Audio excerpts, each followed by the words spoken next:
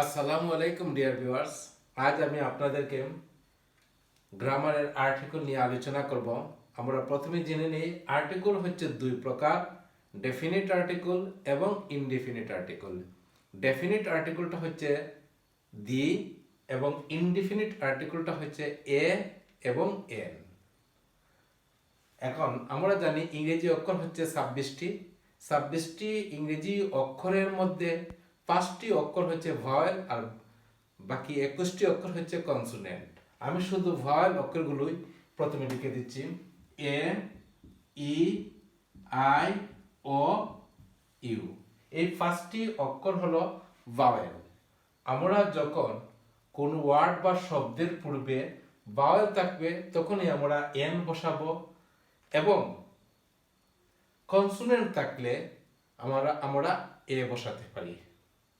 যেমন বললাম dash, bio Y বয়, অথবা ড্যাশ এগ। এখানে ইটা হচ্ছে ভাওয়েল, সো আমরা তার পূর্বে এন এগ বসাতে পারি, এন এগ। এখানে বিটা হচ্ছে কনসোনেন্ট, সো আমরা এখানে এও বসাতে পারি, আবার দিও বসাতে পারি। এ বয় একটি ছেলে, অথবা দি বয় ছেলেটি। এখানে এন এগ একটি ডিম, অথবা আমি যদি এখানে দি বসাই তাহলে হবে দি এক ডিমটি।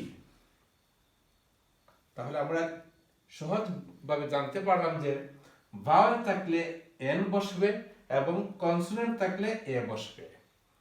আমি সম্পূর্ণরূপে ব্যবহার যখন আর্টিকেলে শেষ হবে তখনই আপনার আর্টিকেলের বিষয়ে জানতে পারবেন। আর্টিকেলটা আসলে অনেকটা একটা 2টি বা 3টি ক্লাসের মধ্যে দিয়ে আমি চেষ্টা করব সম্পূর্ণ আর্টিকেলটা বোঝানোর জন্য।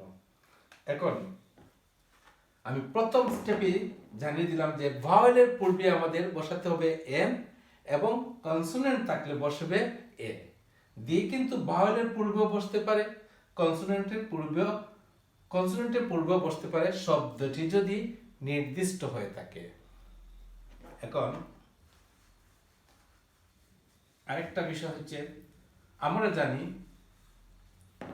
কিছু সংখ্যক শব্দ আছে, আমি সরাসরি শব্দগুলো দিয়ে দিয়েছি। যে আমরা জানি ইউ যদি ইউর মতো উচ্চারণ করে তাহলে আমরা এন না বসিয়ে এ বসাবো।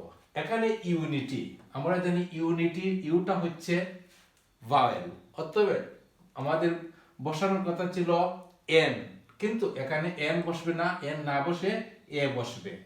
এই প্রত্যেকটি এখানে যে শব্দগুলো আছে এই সবগুলো শব্দের পূর্বেই কিন্তু ভাওয়েল দেওয়া, তারপরেও আমরা এখানে এ বসিয়েছি। এর কারণটি হলো আমরা ইউ যদি ইউর মতো উচ্চারণ করে তাহলে তার পূর্বে এন না বসে এ বসবে। আসলে বেশি ওয়ার্ড নেই, খুব বেশি শব্দ পাওয়া যায়নি। এই কিছু সংখ্যক শব্দ আছে যে শব্দগুলো সব সময় ইউর মতো উচ্চারণ করে, তাই আমি শব্দগুলো বোর্ডে লিখে দিলাম।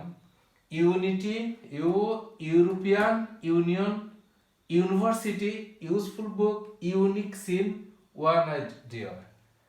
আশা করি আপনারা এই আর্টিকেলের এ ব্যবহারটি বুঝতে পেরেছেন যে এখানে এন বসবে না। এখন আর্টিকেলের আরেকটি ডিফারেন্ট ব্যবহার হচ্ছে, যদি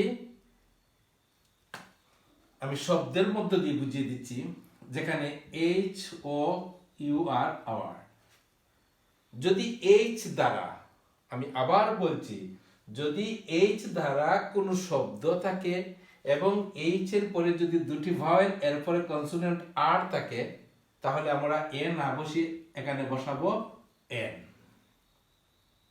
এইচ এর পরে এটিকেও আমরা বলতে পারি যে আওয়ার, ওয়ার মতো উচ্চারণ করে।